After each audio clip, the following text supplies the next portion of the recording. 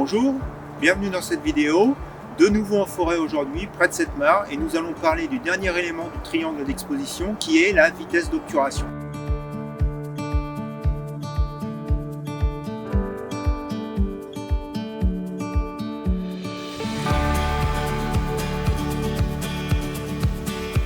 Donc la vitesse c'est quoi? La vitesse c'est finalement le temps que notre volet devant le capteur va rester ouvert. Donc c'est le temps entre son début d'ouverture et sa fin de fermeture.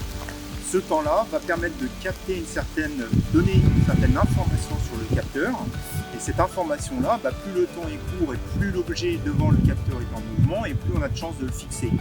Plus le temps d'ouverture va être long, et si l'objet est en mouvement, on va avoir du flou, le fameux flou d'objet. C'est ça en fait que la vitesse va influencer sur la photo. Alors en photo de paysage, vous allez me dire, on est plutôt souvent face à des éléments qui ne bougent pas, et donc on peut je dirais, faire abstraction de la vitesse. Et non, pas tout à fait. On va le voir ici, donc on va faire plusieurs essais. On va d'abord commencer par ce qui est le plus, je dirais, évident, donc les feuilles qui bougent avec le vent. Donc si je veux avoir une feuille bien nette, du coup je vais avoir besoin d'une vitesse d'obturation relativement petite. Et puis à l'inverse, si je veux créer d'autres effets, c'est ce qu'on va essayer de faire après sur la mare avec un effet beaucoup plus lissé. Donc je vais laisser mon capteur, mon volet être ouvert un temps assez long pour qu'en fait il lisse toutes les rides qu'il y a sur la surface de l'eau et qu'on n'ait pas finalement ces petites ridelettes à la hauteur de l'eau. Donc on va se mettre en position, on va commencer ici avec les feuilles, on a de la chance, il y a du vent, donc ça va faire bouger les feuilles, donc on va regarder ce que ça donne en fonction des vitesses d'obturation.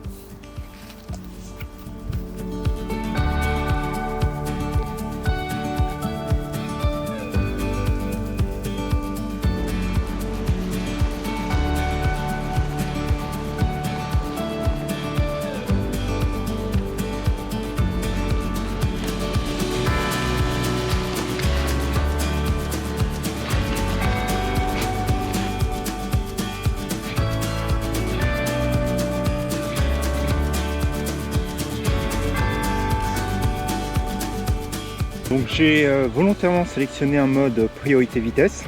Je me suis mis à ISO 800. Et donc pour bien figer le mouvement, je vais commencer avec une vitesse du 1/200e. Donc on voit, il y a du vent dans les branches. Et donc en fait ça fait bouger les branches. Donc on va regarder si nos branches sont cette fois-ci bien nettes. Donc à partir d'ici, je vais descendre ma vitesse au 1 centième, 1 cinquantième, 1 25e et ainsi de suite pour aller jusqu'à 1 seconde. Et puis on va voir du coup qu'est-ce que ça fait sur la netteté au niveau des branches sur mon image. Donc allez, je fais les 5 autres expositions avec les vitesses différentes et puis on va regarder sur l'ordinateur ce que ça donne.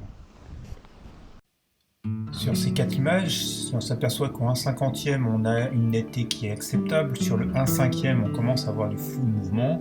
Et puis, en fait, c'est le 1 200e qui m'a permis de bien fixer les feuilles, alors qu'à l'inverse, sur le 1 seconde, là, on a énormément de flou de bouger sur les feuilles. Donc voilà, pas de mystère, pas de secret, vous vous rendez compte, plus je vais avoir une vitesse d'obturation qui va être longue jusqu'à 1 seconde, et plus ces feuilles ici en mouvement, finalement vont être floues. Donc après, c'est tout l'effet que l'on veut mettre dans son image. Si j'ai envie vraiment de netteté, je vais prendre une vitesse courte. Maintenant, si j'ai justement envie de traduire un peu cet effet de vent, je vais prendre une vitesse intermédiaire où certaines feuilles qui sont relativement fixes vont être nettes, et puis d'autres qui sont comme celle-ci un peu en bout de branche et qui vont bouger pour donner cette sensation de vent et cette sensation de mouvement. Donc en fait, la vitesse va être aussi un élément créatif dans votre image en fonction de ce que vous avez envie de faire passer dans votre image.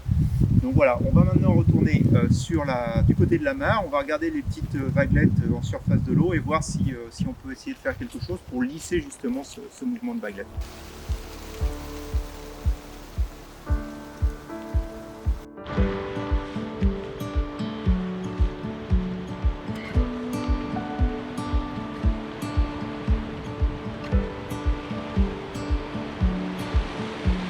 Voilà, je vais m'intéresser à cette feuille. Il n'y a pas assez de vaguelettes là sur la mare pour pouvoir créer l'effet que je voulais. Et cette feuille, en fait, comme vous l'avez vu, avec le vent, en fait, elle bouge. Donc là, elle s'est fixée un peu. Donc on va essayer de trouver la bonne vitesse pour pouvoir faire les bons réglages et avoir une bonne netteté sur les gouttelettes d'eau et sur la feuille.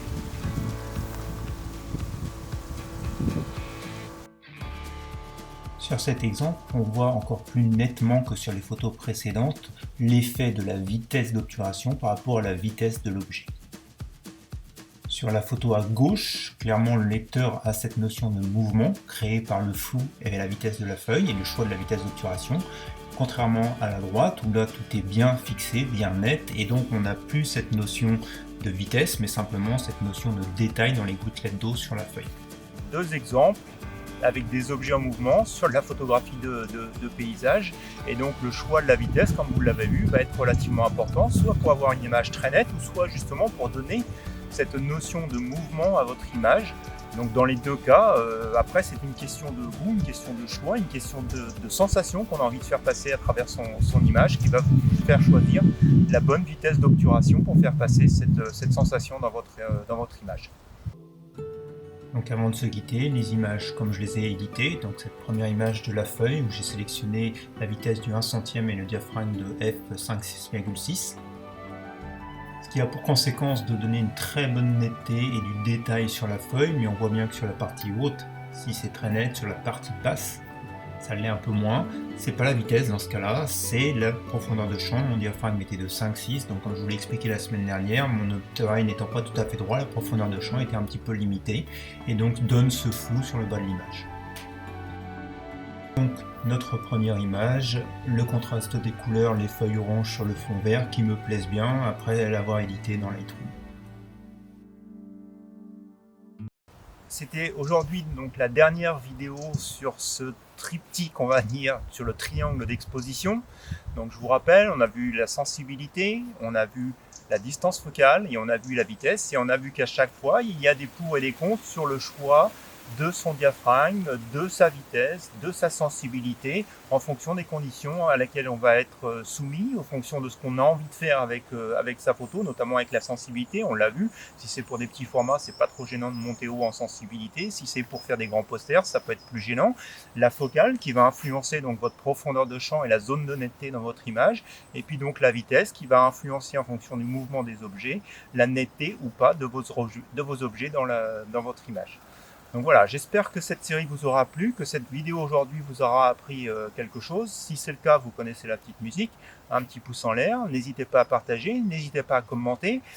Juste pour information, donc aujourd'hui je suis en train de travailler sur un petit livret qui va résumer donc ces 3 points que je partagerai avec vous via les messages perso lorsqu'il sera dispo. Je reviendrai dans une bonne vidéo pour vous dire dès que ce petit livret sera disponible, et donc qui va résumer tout ce qu'on a vu sur ces 3 vidéos. Voilà, je vous souhaite donc à tous un bon dimanche, une bonne semaine, et puis je vous dis à la semaine prochaine pour de nouvelles expériences photographiques. Allez, à bientôt.